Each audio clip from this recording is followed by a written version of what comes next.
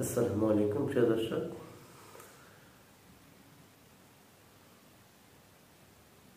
আজকের একটি বিশেষ ঘটনা ঘটে যাচ্ছে, এখনো যাচ্ছে। আজকে 5ই ফেব্রুয়ারি, 5ই আগস্ট শেখ হাসিনা 5ই আগস্ট শেখ হাসিনা বাংলাদেশ থেকে পালিয়ে যায়। আর আগস্ট থেকে প্রায় 6 মাস, এই 6 মাস পর 5ই ফেব্রুয়ারি তিনি আবার আজকে রাত 9টায় একটা বক্তৃতা ভাষণ দেওয়ার জন্য প্রস্তুতি নিচ্ছিলেন। তো এর ধারাবাহিকতায় ছাত্ররা খেপে গেছে। ছাত্ররা কি করবে? শেখ হাসিনার মুখ বন্ধ করার তো উপায় নেই।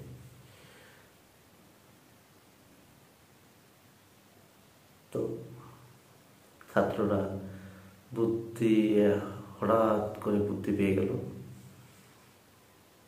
হঠাৎ করে কি বা কারা, মনে হচ্ছে সম্ভবত অনলাইন ব্রিটিশ যারা ছিল ইনারা এবং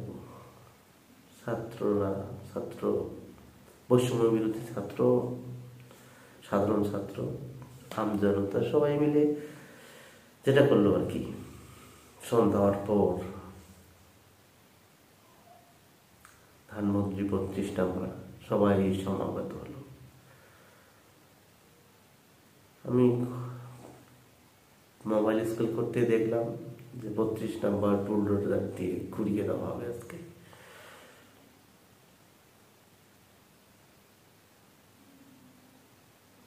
তো কথা সেটা না, কথা হচ্ছে যে এই 32 নম্বর কি, কেন 32 নম্বর হচ্ছে আমাদের এখানে বঙ্গবন্ধু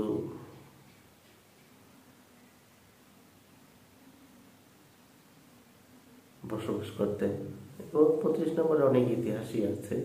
যাই হোক, এই 32 নম্বরটা শেখ মুজিব থেকে শেখ হাসিনা ইনাদেরই প্রপার্টি হিসেবে, যদিও জাতীয় সম্পদ, তো ওনাদেরই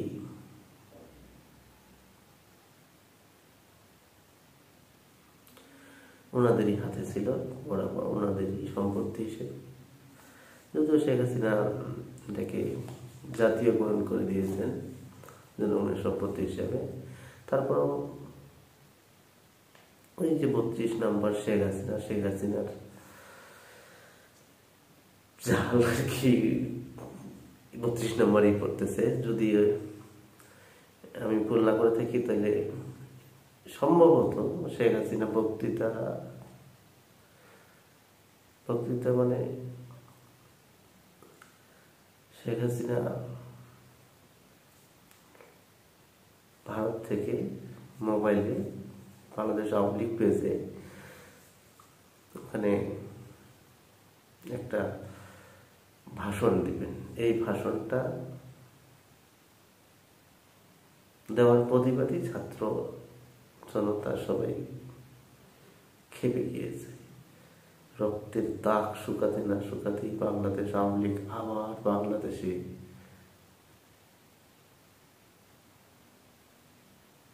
এটা সহ্য করতে পারতেছে না বাংলার সাধারণ মানুষ। যারা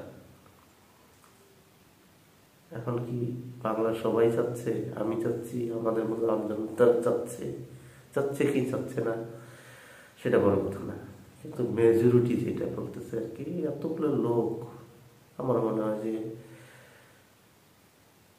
শেখ হাসিনার উপর ক্ষোভ ঘৃণা থেকে এই কাজটা করতেছে।